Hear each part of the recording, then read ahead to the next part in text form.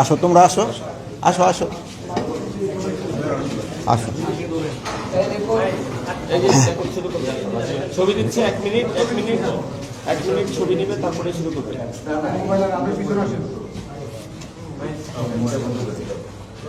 শুরু করবো, আপনারা রেডি?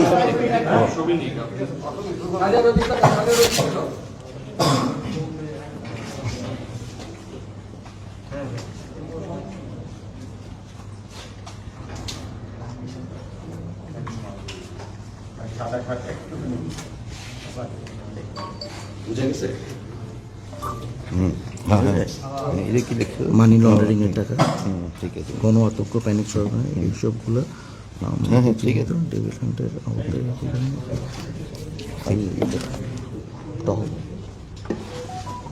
রেডি হচ্ছেন নি ভাই? আর আধা মিনিট। আচ্ছা,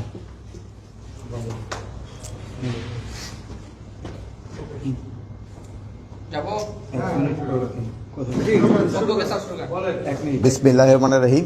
আপনাকে এত রাত্রে আমি ডেকেছি, আপনারা অনেক কষ্ট করে এখানে আসছেন, এই জন্য আপনাদের ধন্যবাদ। আপনারা জানেন দেশের যে বিদ্যমান আইন শৃঙ্খলা পরিস্থিতি সম্বন্ধে আমরা পূর্ণ সজাগ এবং সচেতন। আপনারা জানেন যে আওয়ামী দোসররা তারা দেশকে অস্থিতিশীল করার জন্য সব ধরনের চেষ্টা করতেছে। যেহেতু তারা প্রচুর টাকা দেশ থেকে স্থানান্তর করেছে, ওই টাকা তারা এখন ব্যবহার করতেছে। এই টাকা ব্যবহার করে দেশকে একটা অস্থিতিশীল পরিস্থিতি করার চেষ্টা করতেছে। আমরা এইটা কোনো অবস্থায় করতে দিব না। আমরা যেভাবে হোক এটা প্রতিহত করব। দিনে রাত্রে যেখানে আমাদের বাহিনীর প্রয়োজন হবে তারা সেখানে যাবে এবং এটাকে প্রতিহত করবে। আপনারা জানেন, আমি আপনাদের সামনে দায়িত্বহীনভাবে বলতে চাচ্ছি, আমি এই আওয়ামী যারা এই কাজগুলি করতেছে তাদের আমি ঘুম হারাম করে দিব এবং তারা কোথাও কোনো স্থান পাবে না। দিনে রাতে যে জায়গায় হোক না কেন তাদের কোথাও কোনো স্থান হবে না। আর একটা আমি আপনাদের কাছে দায়িত্বহীনভাবে বলতেছি যে আমার বাহিনীকে আমি ইনস্ট্রাকশন দিয়েছি, তারা তাদের টহল কার্যক্রম আরও বৃদ্ধি করবে। আগামীকাল থেকে যেন কোথাও কোনো কিছু না ঘটে এই জন্য তারা ব্যবস্থা নেবে। এবং এই আমি বাহিনীর সবাইকে আমি এই ইনস্ট্রাকশন দিয়েছি এবং তারা এইটা ভালোভাবে কার্যকর করবে। এবং তারা যদি ভালোভাবে কার্যকর করতে না পারে তবে তাদের বিরুদ্ধে আমি একটা অ্যাকশন নেব। তা আপনারা দেশবাসীকে আশ্বস্ত করবেন, আইন শৃঙ্খলা পরিস্থিতি দিনে দিনে আরও উন্নতি হবে এবং এটা অবনতি হওয়ার কোনো সম্ভাবনা নাই। এবং দেশকে যারা অস্থিতিশীল করার চেষ্টা করতেছে তাদের কোনো অবস্থায় আমরা ছাড় দিব না। এই আওয়ামী দোসরদের আমরা কোনো অবস্থায় ছাড় দিব না। তাদের কাছে প্রচুর টাকা আছে, এই টাকা তারা বিভিন্ন জনের মধ্যে বিভিন্নভাবে ছড়াচ্ছে এবং দেশে একটা অস্থিতিশীল পরিস্থিতি চেষ্টা করতেছে, কিন্তু তারা কোনো অবস্থায় সাকসেস হবে না। এবং আমরা যেভাবে হোক আইন শৃঙ্খলা পরিস্থিতি দিনে দিনে উন্নতি করতে থাকব। এবং এই যে ডেভিল হান্টের মাধ্যমে আমাদের কার্যক্রম অব্যাহত থাকবে এবং এই সন্ত্রাসীরা কোথাও কোনো জায়গায় ঘুমাতে যেন না পারে বা বসতে যেন না পারে, দাঁড়াতে যেন না পারে, এই ব্যবস্থা আমরা করব।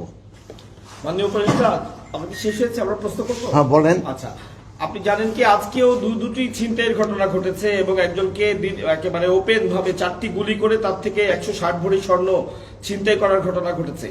এগুলোর পেছনে কি আপনি সে আওয়ামী দোসরদেরই দেখছেন না অন্য কেউ এই সুযোগটি নিয়ে এই কাজটি করছে, কি মনে করছেন? এইটা ওই দোসররাই বেশি জড়িত। এইটা এলাকাটা হলো বনশ্রী এলাকায় যে এই ঘটনাটা ঘটছে, এটা আমার নজরে আছে। এখানে ওই জায়গায় যে আমার আইন শৃঙ্খলা বাহিনীর যারা লোক আছে, আমি তাদেরও যদি কোনো গাফিলতি থাকে আমি তাদেরও আইনের আওতায় আনবো। এই মুহূর্তে 2টি ডিবির টিম মতিঝিল বিভাগ কাজ করতেছে স্যার। এখন আপনার পদত্যাগ দাবি করা হয়েছে কিছু সময় আগে। ঢাকা বিশ্ববিদ্যালয় এলাকায় শিক্ষার্থীরা বিক্ষোভ মিছিল করেছেন, সমাবেশ করেছেন, তারা আগামীকাল দুপুর পর্যন্ত সময় বেঁধে দিয়েছেন আপনার পদত্যাগের জন্য। এই বিষয়টি কি আপনার নজরে এসছে? এই আমার এই পদত্যাগের ব্যাপারে আজকে তো প্রথম না, মানে তারা আমার যেই কারণে পদত্যাগ করতে বলে ওই কারণগুলি যদি আমি উন্নতি করে দিতে পারি তো আর কোনো পদত্যাগের প্রশ্ন না। তারা চাচ্ছে আইন শৃঙ্খলা পরিস্থিতি উন্নতি। আমি আইন শৃঙ্খলা পরিস্থিতি যেন উন্নতি হয় আমি এই ব্যবস্থা করতেছি এবং এই আইন শৃঙ্খলা পরিস্থিতি আগের থেকে অনেক উন্নতি হয়েছে এবং এটা আরও উন্নতি হতে থাকবে। এই তো ডেভিল হান্টের অপারেশনের পর থেকে এখন পর্যন্ত প্রায় 8,500 কিন্তু গ্রেপ্তার হয়েছে আমরা দেখেছি। তারপরে আপনাদের একজন ঊর্ধ্বতন কর্মকর্তা কিন্তু বলেছে চাঁদাবাজি কমে গিয়েছে, কিন্তু ছিনতাই চুরি বাড়ছে, যেটা প্রতিনিয়ত আমরা রাতে দেখি। এখন যাদেরকে গ্রেপ্তার করা হলো তা আসলে তারা কারা? আর এই যে রাতে প্রতিনিয়ত যে ঘটনা ঘটছে, শুধুমাত্র রাতেই নয়, সারা দেশেই ঘটছে অপ্রীতিকর ঘটনাগুলো, তাদেরকে কেন গ্রেপ্তার করা হচ্ছে না? আপনি গ্রেপ্তার কিন্তু করা হচ্ছে, বা যে পরিমাণ গ্রেপ্তার করা উচিত হয়তো সেই পরিমাণ হয়তো হচ্ছে না। যেমন ধরেন এই বাসে ডাকাতির জন্য কিন্তু অলরেডি 3 জনকে কিন্তু সাভার থেকে গ্রেপ্তার করা হয়েছে, গ্রেপ্তার হচ্ছে এবং গ্রেপ্তার এটা চলতে থাকবে। মাননীয় উপদেষ্টা, আমরা প্রথমে আসলে সশস্ত্র বাহিনীকে আসলে যতটা সক্রিয় দেখেছি, এখন আসলে হয়তোবা ওই উপস্থিতিটা আসলে দেখতে পাচ্ছি না। যে সেনাবাহিনীর প্রথম দিকে যে অভিযানগুলো ছিল, বিশেষ করে পরে নতুন সরকার আসার পরে শুরুর দিকে যে অভিযানগুলো ছিল, এখন আসলে এই মানে ব্যবধানটা কেন আসলে? এটার সাথে একটু যোগ করতে চাই, রাজুতে যেটা উত্থাপন করা হয়েছে আপনার পদত্যাগের সাথে, বলা হচ্ছে যে সেনাবাহিনীর যে ম্যাজিস্ট্রেসি পাওয়ার দেওয়া হয়েছে সেটা কি মানে পুরোপুরি কাজ করছে কিনা তারা জানতে চেয়েছেন। আমরাও একটু জানতে চাই সেটা আসলে কাজ করছে কিনা, সেটা কিভাবে কাজ করছে, কোন স্তরে কাজ করছে। ম্যাজিস্ট্রেসি পাওয়ার তাদের যে ক্ষেত্রে দেওয়া হয়েছে ওটা ঠিকভাবেই কাজ চলতেছে। এই যে দেখেন সেনাবাহিনীর অফিসারও কিন্তু এখানে আছে, তারাও কাজ করে যাচ্ছে, তারাও কাজ করছে, সবাই কাজ করতেছে দেখেই কিন্তু আমরা একটু আগের থেকে পরিস্থিতি একটু ভালোর দিকে গেছে। এটা আরও ভালোর দিকে যেন যায় আমরা চেষ্টা করব, এবং আমি এই ব্যাপারে আপনাদেরও একটু সহযোগিতা চাই। আপনারা কিন্তু সব ব্যাপারে আমাদের সহযোগিতা করে যাচ্ছেন, ভবিষ্যতে আপনারা আমাদের সহযোগিতা করতে যাবেন। যেমন আপনি এই বিদেশি প্রচার মাধ্যমে আমাদের সম্বন্ধে অনেক কিছু আজে বাজে লিখত, আপনারা কিন্তু এটা প্রতিবাদ করে এবং সঠিক সংবাদ দিয়ে কিন্তু আপনারা দেশকে বাঁচিয়েছেন এবং আমাদের উপকার করছেন। আপনারা ভবিষ্যতে এটাও করে যাবেন, আমি আশা করি। সাধারণের একটা কথা ছিল যেটা আপনার থেকে আমি উত্তর পাইনি, সেটা হচ্ছে অপারেশন ডেভিল হান্টার নামে কাদের গ্রেপ্তার করা হচ্ছে, এবং এখন পর্যন্ত কিন্তু আসলে এই অভিযানের পরবর্তীতে অপরাধগুলো অপকর্মগুলো আরো বেড়েই চলেছে।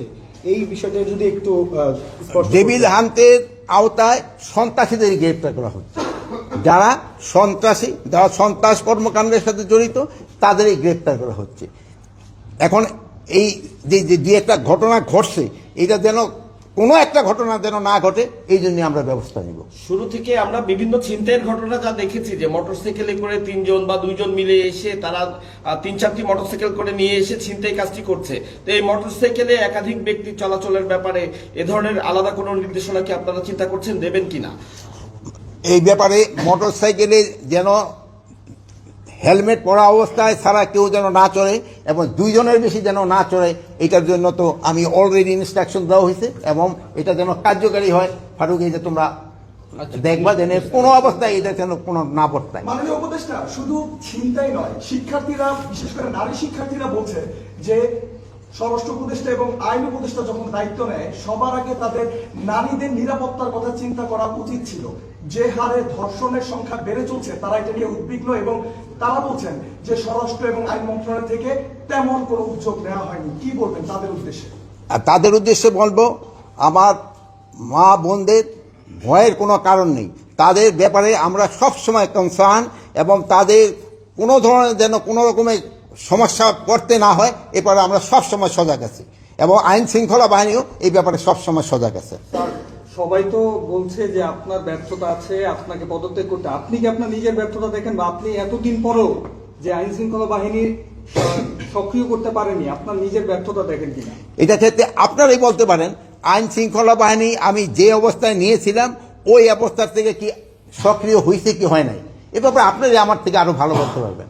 আমি কি অবস্থায় আইন শৃঙ্খলা বাহিনী ঢুকতে নিয়েছিলাম এটা জানেন। যে সময় আমি ঢুকতে পারিনি আইন শৃঙ্খলা বাহিনীর কাছে, আপনার পুলিশের অবস্থা কী ছিল, আনসারের অবস্থা কী ছিল, ওই অবস্থার থেকে কি উন্নতি হয়েছে কি হয়েছে না, এই ব্যাপারে আমি আপনাদের উপরে এই বিচার ছেড়ে দিলাম। আর আমি এখনো আবার বলতেছি, আমি আপনাদের নিয়ে, জনগণকে নিয়ে যেভাবে হোক আইন শৃঙ্খলার পরিস্থিতি উন্নতি হইতেই হবে, এবং আল্লাহ দিলে আমরা করতে পারবো। আপনারা ভালো থাকেন, দোয়া করি। শুধু ডেভিল হান্টের মধ্যে সীমাবদ্ধ থাকবে নাকি চোর ছিনতাইকারীদের জন্য নতুন কোনো হান্ট আপনারা করবেন কিনা? চোর সন্ত্রাসী এদের জন্য সব সময় এই ডেভিল হান্ট থাক বা যাই থাক না কেন, তাদের জন্য কঠোর ব্যবস্থা সব সময় নেওয়া হবে। সবসময় বলা হচ্ছে যে আসলে আপনারা যথেষ্ট চেষ্টা করছেন আর কি দেশের আইন শৃঙ্খলা বাহিনীকে আসলে ঠিক করার জন্য, কিন্তু প্রতিনিয়ত যে ঘটনাগুলো ঘটছে, হওয়া উচিত ছিল যে যারা এই খারাপ কাজগুলো করছে বা যারা ছিনতাই করছে তারা আসলে ভয় পাওয়ার কথা ছিল, কিন্তু তারা হচ্ছে প্রতিনিয়ত কিন্তু তারা সীমা লঙ্ঘন করে যাচ্ছে, প্রতিনিয়ত ঘটনা তীব্রতা বাড়ছে। তো আসলে কোথায় সমস্যাটা? আপনি নির্দেশ দিচ্ছেন কিন্তু সন্ত্রাসী দেখা যাচ্ছে প্রতিনিয়ত তাদের যে ইনসিডেন্ট ঘটেই যাচ্ছে, তাহলে কাজটা আসলে মিসিংটা কোথায়, ল্যাকিংটা কোথায়? এটার সাথে আমি একটু বলি, আপনি ডেভিল হান্টের অপারেশন ঘোষণা করার পর থেকেই অপরাধের প্রবণতা বাড়তে আছে। তো সেই ক্ষেত্রে আপনারা গাফিলতি কোথায় দেখছেন বা গ্যাপটা কোথায় দেখছেন, এই বিষয়টা আপনারা কি দেখছেন? দিনের পর দিন এটা চিন্তাই বাড়ছে, যে ডাকাতি বাড়ছে, এই ডেভিল না আমি এখন আমরা বসবো কৌশল নির্ধারণ এখন আবার বসতেছি। আপনারা দেখছেন যে আমি আইন শৃঙ্খলা বাহিনীর উদ্বোধন কর্মকর্তাকে আমি ডেকেছি এবং এই ব্যাপারে আমি এখন কিভাবে কি করা যায় এটা এখন আমরা নির্ধারণ করব এবং আগামীকাল থেকে আপনারা দেখবেন একটা ডেফিনিট ইমপ্রুভমেন্ট। আপনারা ভালো থাকেন, দোয়া করি। আল্লাহ হাফিজ।